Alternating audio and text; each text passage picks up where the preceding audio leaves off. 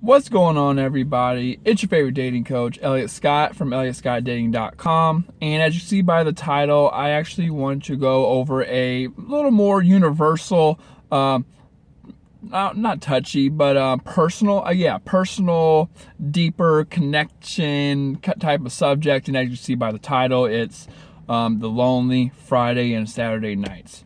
Now, the reason I wanted to do this was because it affected me a lot in my younger and more vulnerable years. And I know it's something a lot of people can relate to, especially if you're watching my videos. You're in search for an answer, right? You're in search for a change. You're in search for discovery, something like that. And I wish someone made a video on this subject, especially when I was going through these times in my life. Again, back, almost 10 years ago. So I want to give you my story first because I feel and how I became the way I did through, I see the negative. I'm talking about the negatives of the lonely Friday and Saturday nights and how you can actually fix it, right? And I want to give my story first because I feel like you can benefit from it and you can relate a lot to it. And that's the big thing. I think you can relate a lot to it. It's because, we all have those nights for like the same reasons, right? We feel like it might be some because of a relationship, or we hold a grudge against something, or we're pushing things. It could be whatever, right? Mine's all the above. So, starting with my story, I graduated high school, or I got out of high school, and I moved about a little over an hour away to go to college. And when I was there, I met this girl. I talked about her before. Again, like I always say, when I talk about girls, it's usually the same 5 girls. But this one, long story short, I was new to the area. She wasn't. She's known there, and we went to the same college. And she was very pretty, very attractive, and stuff like that. And she was the only person I really knew. Okay, so I put a lot of my time, energy, effort, I guess my identity into her. We had the same social group and all that. And of course, long story short, we didn't work out. She didn't want the same things I wanted, and she ended up going out with this other guy, this other hunk, and just kind of left me hanging. And I want to say that's kind of where it started. It took me a 7-month period to get over her. And during that period, I can sense a lot of change in my body, my mindset. I was usually like, screw you. And it wasn't even just her. It was this animosity towards I don't even want to say women, but that's how I felt. Because I'm not sexist. I never was sexist. But I just had this, I guess you could feel that way against guys if you know what I'm talking about, right? Some guys screw you over. You're like, screw guys kind of thing. I was like that with women. Not even her in general, but just society, I guess. Not in a negative way, not in a depressing, suicidal way, not even anger, just like entitlement. Like how dare you? I'm better. I can do that. I'll show you all. So, and that's kind of how I felt. And I'll say that's where it started. I was like, screw you. I'll show you. I'll be better than all of you guys. How dare you do that to me? Da da da da da. And you gotta remember, I was like a 20-year-old kid who just had this ego and had my masculinity stripped from me because I felt like I wasn't good enough, right? Maybe it was a defense mechanism. I would say it is. And I'll say the whole idea of the whole Saturday, Friday night thing, if you had the mindset I have, which I'm going through in this video, is a defense mechanism. And, I was just like, screw you, I'll show you. I'm better than this. I'm going to go work out. So I'm going to look good. I'm going to get buff. I'm going to cut my hair short, shave my face, change my style, and you'll come crawling back to me. All you women will. I'll show you. Again, I was such a D-bag, right? And while all that did happen, so that's the good part, right? I worked out a lot. Now, as you see, I'm pasty as hell. My hair's long. I got all this. I'm scrawny as fuck. It didn't last because it wasn't healthy and it wasn't what I really wanted. But at that time, it was because I wanted to like show off. I wanted to get something back, and I felt like while everyone was out doing their own thing on these Fridays and Saturday nights, I felt like I'm going to be better than them because I'm staying in doing my own thing. I'll show you all. And so I did get big. I did tan up. I did cut my hair short, and I did get a lot of attention. I actually bettered my life in a lot of ways.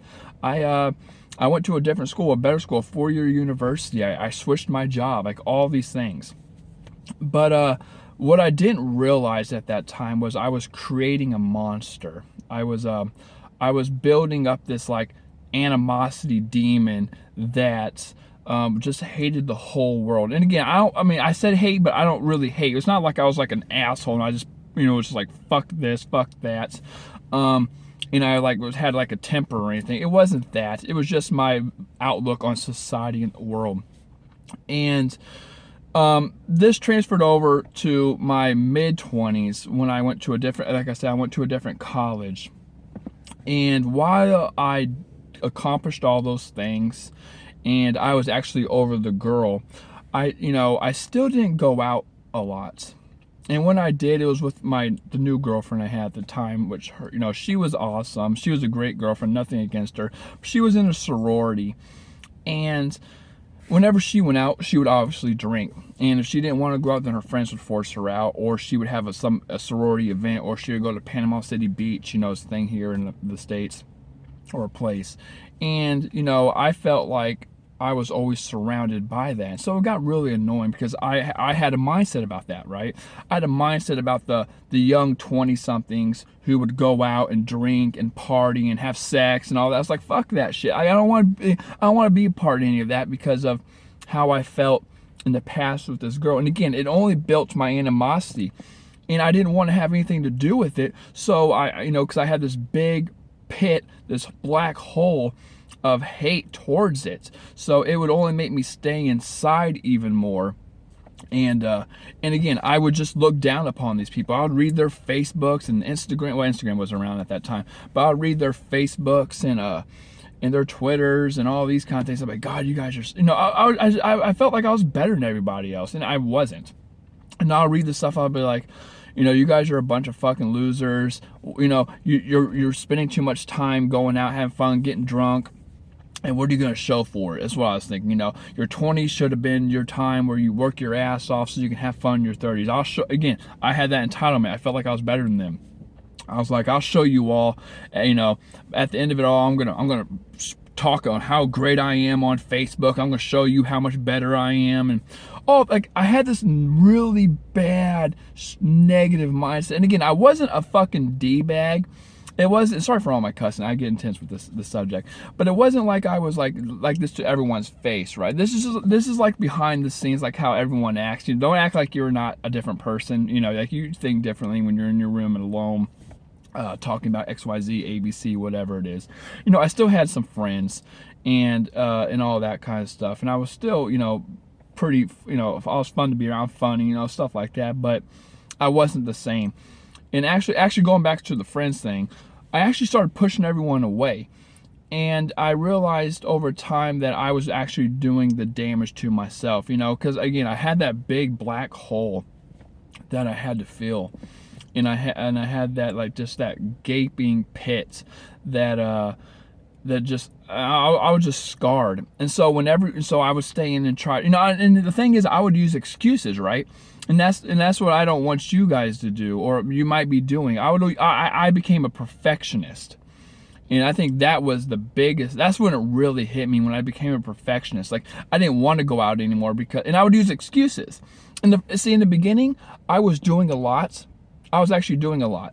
When she and her and I didn't work out, back when I was 20, I was actually trying to better myself, but what I didn't realize was while I was doing that, I was creating a very negative image, a very negative animosity kind of mindset.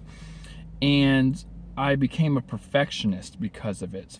And it was like a fake perfectionist, because in the beginning I was doing a lot of things, but over time I wasn't. But I was using the excuse like, I'm still going to stay in because I might do something, or or I'm not going out because it's not, XYZ ABC is not good enough. I would use the excuse to stay in to work on something when I wasn't even doing jack fucking shit.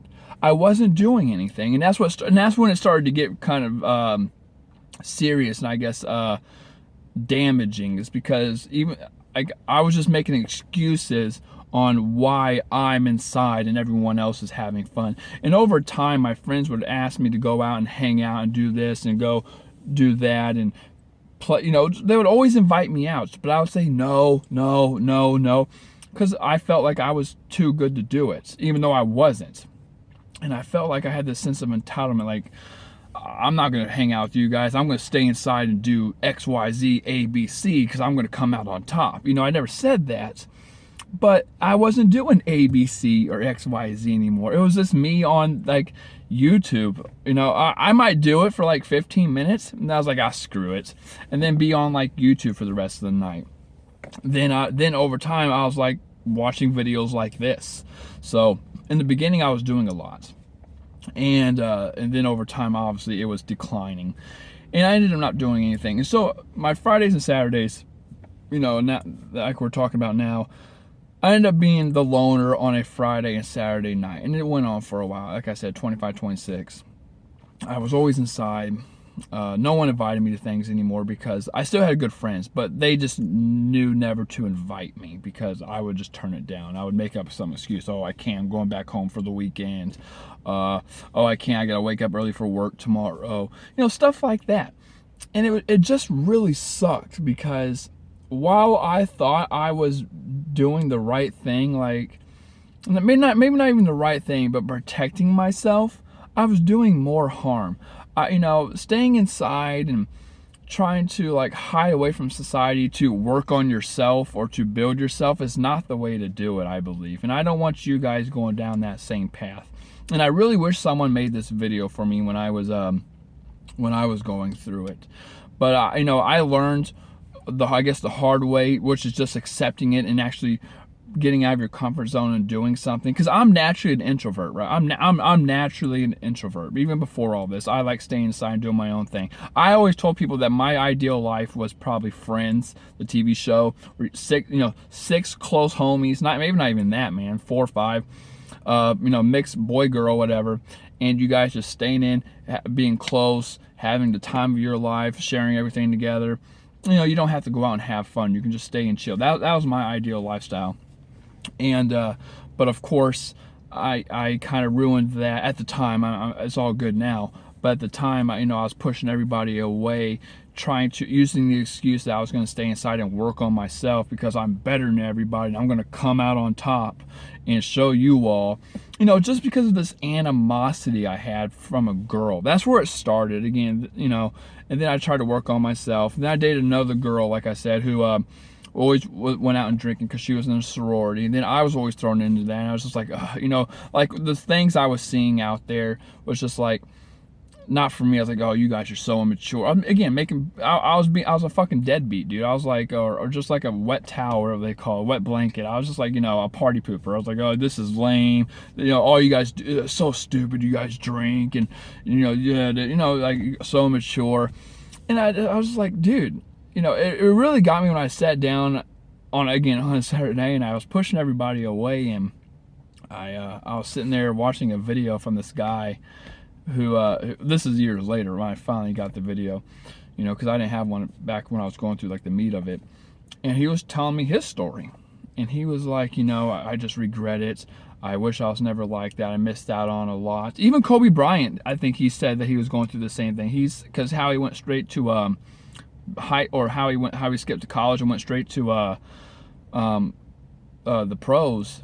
He was saying that there was times where he would sit down on a bench and at a college and just watch people go, like, have no worries and have no problems. They were just living their college experience, and he missed that because right after high school it was all business for him. Like, he didn't have that experience of college.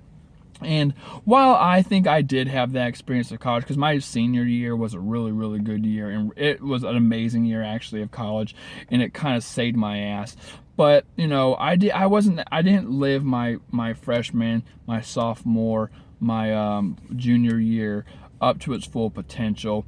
And even if you're not in college right now and you're in your 30s, 40s, 50s, whatever it is, it's important to get out and to interact and to not think you're better than everyone. Even if you don't, I know you're making some excuse on the stay in, and I think, you need to take small steps to break out of that shell and actually do something.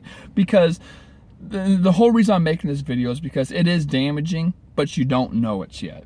I found out the hard way again when I was actually pushing everyone away, and I realized, holy shit, like what happened. And when you're trying to like reminisce, not reminisce is a bad word, but if you're trying to like look back and see what happened, you realize you can't blame anyone for it but yourself, right? I couldn't even blame that girl because she kind of told me what was up. I was like, oh, don't worry about it. Once you're with me and we this and we that, it'll all be good. You're going to fall for, stuff like that. And so I don't even blame her. I take responsibility for everything that happened. And it just sucks because I remember when I was younger, I had a lot of good, like real young, like middle school, I had a lot of really, really good friends. Again, I had that TV show, Friends, my lifestyle. I had a bunch of close friends. Everyone was cool. Everyone was awesome. We all got along, close as can be. But then again, that was from Maryland, and I moved to Illinois, and that all kind of changed. Actually, it was still going on for a while, and then I got into college and it changed just because of that one girl, and I let that change my life. So don't let these things control your life. It sucks because I say that, and I know you're listening to it, but for a lot of you, it's going to go in one ear and out the other. Because it's just because you can't break these habits. It's hard to break these habits. That's what it was for me. Again, for the first 7 months after that girl kind of screwed me over, I shouldn't screw me over. It was my fault, like I said. I just stayed inside. I just stayed inside and worked on myself. I tried to find ways to to make excuses like, oh, the reason I'm not going out is because I'm not finished with A, B, C, X, Y, Z. Wait till I do that, then I'll go out and get all these girls and do that, this and that, and and it just doesn't work that way, ladies. It just doesn't work that way. So if you're inside right now and you're watching this wondering why you're lonely on a Friday or Saturday night, don't blame anyone but yourself. You need to take full responsibility for it. 100% responsibility. You need to take responsibility for everything in your life. I don't know if I said this in a video before, but if you're driving down the street at 1 a.m. and you're stopped at a stoplight and someone rear-ends your ass, just you and that person out there, and they rear-end your ass, you need to take responsibility for that. Because why in the hell are you, out of all these people in the world, the one who got rear-ended? You're the one who decided to take that road at that time, at that speed, and so on and so on, and that's why the guy hit you. So you need to take some responsibility for what's going on in your life and decide to make a plan of action and create some change. Because staying inside, making excuses on why you're not going out is not the answer. And if you say you don't have friends, if you don't, no one wants to hang out with you, that's one thing, okay? I would still make the argument that you can go out. Do something like geocaching. I don't know if you guys don't know what that is. It's basically treasure hunting. GEOCACHING. Do something like that. Pick up a hobby. Rock climbing. I'm thinking about picking up rock climbing because I live in the Pacific Northwest. Do something. Do something where you can go out and have fun, and or pick a hobby that people share the same interest as you, and create a social circle. It's going to be very hard when you haven't done it before. Like where you say you have no friends, or let's say you don't know anybody. It's going to be very hard because it's like, where do I start? But you have to start something. You have to break that habit, because let me tell you something. Staying inside to better yourself, to and making all these excuses on why you're not going out is not going to help. I'm telling you, in the long run, it's going to damage you, and you don't realize it until you're probably on your deathbed, which is one of the reasons why I'm making this video. So do what you have to do. Saturday, Friday nights inside alone are not the way to go at all. I'm happy I broke out of that shell several years ago. So with that being said, I love you ladies. Peace. Have a good one.